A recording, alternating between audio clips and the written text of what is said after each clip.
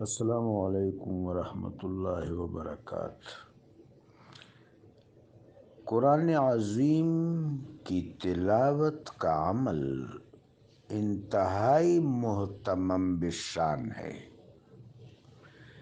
میرے آقا و مولا صلی اللہ علیہ وآلہ وبارک وسلم نے فرمایا کہ مجھ پر میری امت کے افراد کے اعمال پیش ہوتے ہیں تو ایک عمل مجھے بہت رنجیدہ کرتا ہے کہ میری کسی امتی نے قرآن عظیم کی کوئی آیت یا قرآن عظیم کا کوئی حصہ یاد کیا اور پھر اپنی غفلت کی وجہ سے بھلا دیا، تو یہ رویہ مجھے بہت ستاتا ہے۔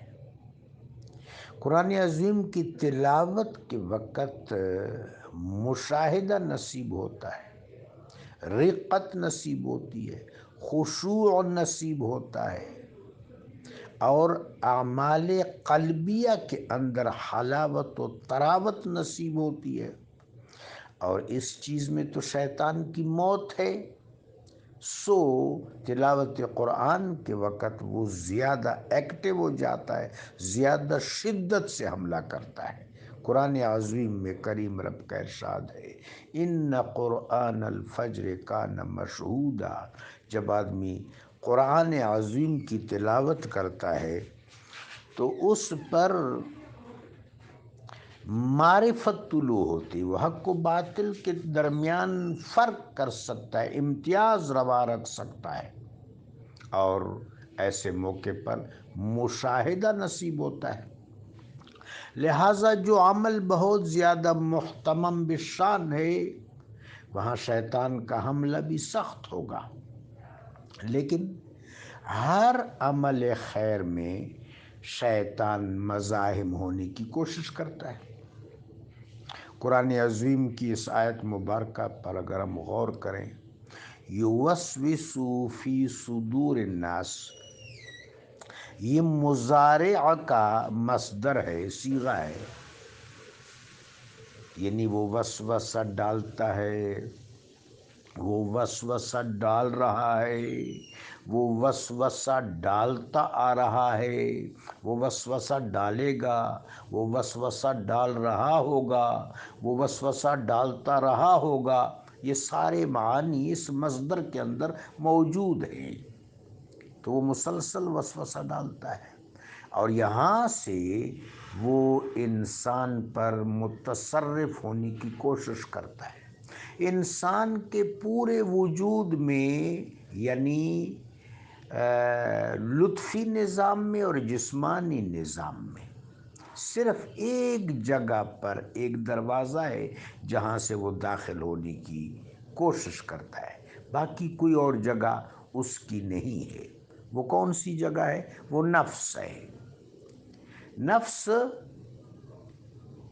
بہت بڑی سلطنت ہے، بہت بڑی سلطنت ہے، اس کے بڑے دروازے ہیں، بڑی وسیع و عریض طویل لمبی سرحد ہے۔ نفس کے سلطنت کے سرحدوں پر نگہبانی کرنے کی بڑی ضرورت ہے، مرابط رکھنے کی بڑی ضرورت ہے، اور یہ مرابطین چوکن نہ ہونے چاہیے۔ اس کی وجہ یہ کہ نفس کا اصل وظیفہ تو گو معرفت الہیہ ہے، پہچان ہے۔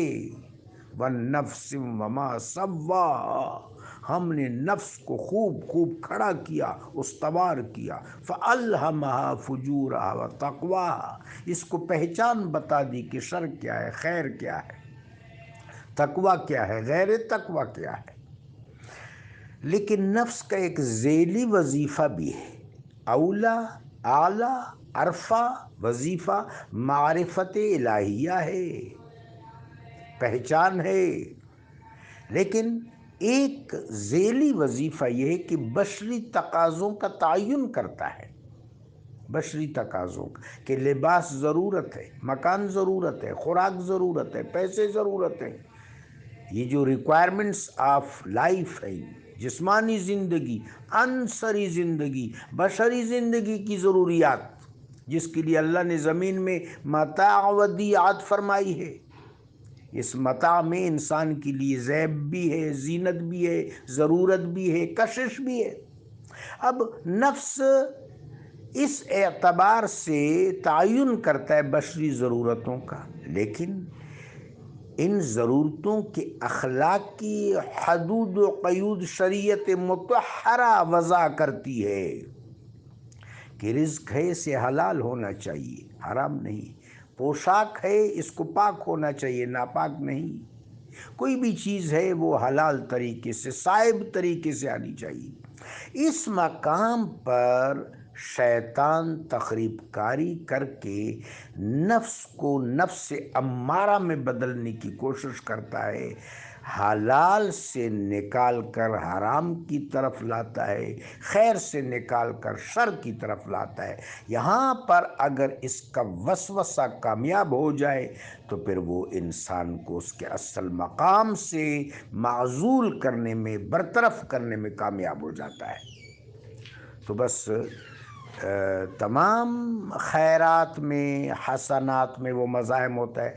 تلاوت قرآن عظیم بہت محتمم بشان ہے، بعض اہل تصوف نے اس کو سید الاعمال کہا ہے، تو اس لیے وہاں پر وہ زیادہ اثر انداز ہونے کی کوشش کرتا ہے۔ رب جلیل ہمیں شیطان کے شر سے محفوظ رکھے، آمین۔